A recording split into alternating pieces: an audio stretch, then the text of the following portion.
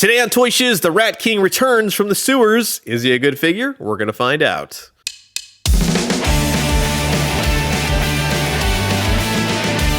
Welcome back, everyone. Toy Shiz here, and we are back yet again for another Super 7 TMNT Ultimates video, and it is a character, a figure that is just always one of my favorites, as if I don't have enough Rat King figures in my collection. But yes, Lord Hatan himself, or before all that nonsense, we'll just call him the Rat King. And not to worry, yes, we will be looking at all of the articulation. Make sure nothing's loose on this guy, and there will be plenty of time to compare him to the original Playmates Rat King, because this figure does come with a number of, we'll say, very interesting accessories and very interesting head portraits. You can read up on the Rat King if you want to go ahead and screen grab this, but in the meantime, this is going to be an absolute blast. So sit back, relax, grab yourself a nice hot cup of coffee. This is a look at the brand new, from the TMNT Ultimates line, the Rat King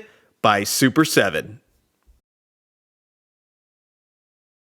And so now here's everything taken out of the packaging, and I'll be honest, in terms of what Super 7 has offered before with their TMNT Ultimates releases, he's a little stark on the accessories, but he does have very functional accessories, we'll say, for the most part. There's one that's kind of like, maybe, we'll see. But in either case, he does come with a ton of extra hands, and they're very detailed, and they're very well painted, these ones being his flute playing hands, or he's just gone extra fancy. But he does have, we'll say, trigger finger hands, no guns, no weapons like that, mostly just item holding hands, and then his creepy rat hands, which I love the paint and I love the fingernails on this guy. Now, he does come with this rat scepter. See, this is what I like. It's not exactly the Playmates stuff anymore. It's Super 7's take, and this is bonkers bananas, and I absolutely love it. I would say, if anything, he just doesn't have a tight enough gripping hand to hold it properly. It's a little bit too loose in his hand, but he's equally as nuts holding it. You also get his flute. It has a nice sculpt. It's got some yellow paint to it. It does have some green wrappings around it. This hails from the cartoon. It was also recently seen in the newest TMNT Shredder's Revenge video game, and the hands and the articulation allow him to hold it really well. Also, if you want to recreate the scene from Alien Covenant, you can totally do that as well. You blow while I do the fingering. He also comes, and I had to look this up because I didn't know exactly what this was. This is a buck-toothed rat, basically a grapnel, but yeah, it's equally as weird as it is non-functional, unfortunately. And of course, this was the accessory I'm talking about. As weird as it is, you really can't do a lot with it. It's not really executed very well. If that was a string for the tail, that would have been a lot better. Also, he's just totally checking out those dead rats on the Triceratops belt. This is actually pretty cool. This would be something that I think a weirdo, homeless-looking guy in the sewers would have. It's a pipe that's been turned into a knife. And yes, I'm happy to say that with this pipe knife, you can properly murder all of the turtles on your shelves. It's a great accessory, but man, oh man. But this one takes the cake right here, and this is very reminiscent of the original Playmates release. This is the dead cat belt with the rat attached to the tail. It's two dead animals in one. It's what everybody wants. But it's more of a bandolier than a belt this time, just FYI, which I do like because all of the weapons and accessories fit nicely. So that's great. That's an A-okay, and they stay in beautifully. The way that it wraps around, let's just say if you go this route, it blocks his face. That's if you're putting all of the weapons accessories in it at the time, which of course you're definitely going to want to do. So it's not a belt anymore. I'm sure they had to make certain changes. The belt aspect, if you were to do that, it's just not going to fit. It is way too wide. It is a bandolier. That's what they're touting it as. So I would say, if anything, go the opposite route, where it slides this way with all the weapons on the back, the cat's on the back, and then you have the rat in the front, which adds to his weird, creepy rat obsession. So that totally works for me. I totally like the change there.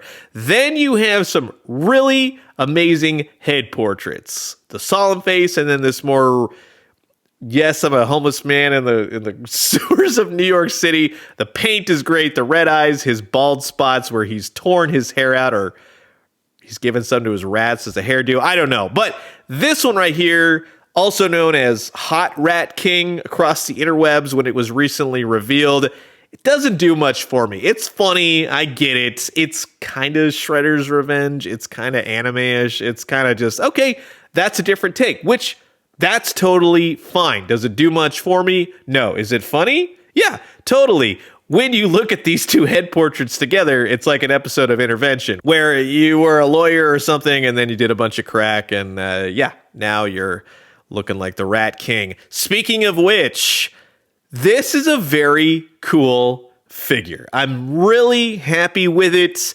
We all know how TMNT with Super 7 Ultimates has been in recent waves and everything else. There's no loose joints on this guy. That's what I'm most stoked about.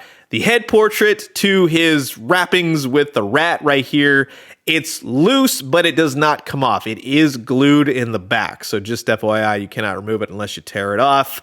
His different bandages with the rats attached. The paint looks great on that. And then you got a rat down here on his foot that's sculpted in. So all of the rats are not loose per se, minus those weird accessories. All of them are on him permanently. I like that they started painting most of the details of the original Rat King figure by Playmates, although the stitching really could have used some paint there. That's where I think it's lacking. They did put a wash. There are multiple colors. Things are different. He's got the hole on his knee. You can see the flesh tone. I like the feet, the boots. Those are kind of Mirage comics too. I like those. He's got peg holes on the bottom. Again, the wash really adds to it. He looks like a dirty Rat King from the sewers of New York. Right here on the wrists, everything looks solid. I like the way that that works. The backside, everything looks great, except for some of those painted details that I wish are there. Other than that, that's a great looking Rat King. So well done, Super 7 on that one. Now, in terms of the articulation, like I said, nothing loose, which is a definite plus. You get plenty of momentum in the head. The arms, they will go all the way up, out to the side if you desire, and he does have a bicep swivel with single jointed elbows that will swivel at the elbow, and the wrists, which have no problems, except I will tell you this, when you swap out the hands, which can be kind of difficult at first, make sure the little bandages right here around his wrist don't go flying across the room, because mine definitely did. Those are loose. They come off. Just be careful with them.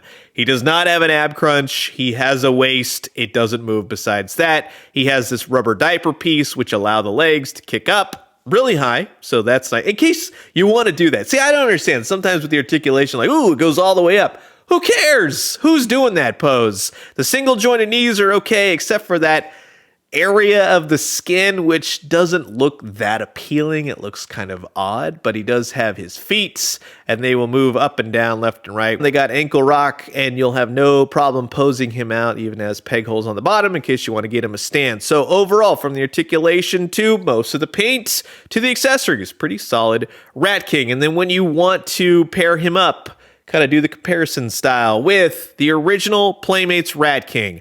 Of all the details that were never painted on this guy, it's kind of nice to see what Super 7 did. So in not exactly copying the original, they've added to it once again. Sometimes they do that with the Super 7 TMNT Ultimate, sometimes they don't. This is an excellent example of adding to the original Playmates toy. So for that alone, very happy.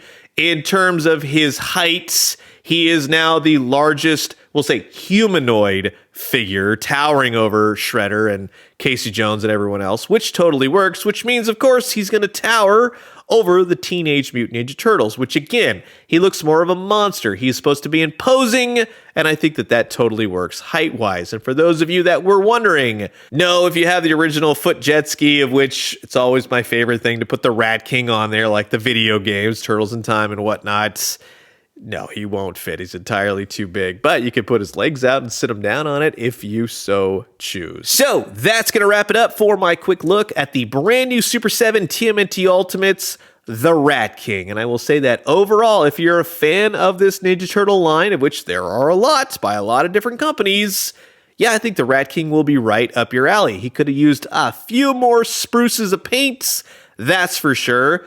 For the most part, the accessories are fun. They're wild. It's different from the Playmates one. That's where it shines for me. It's not the same exact thing.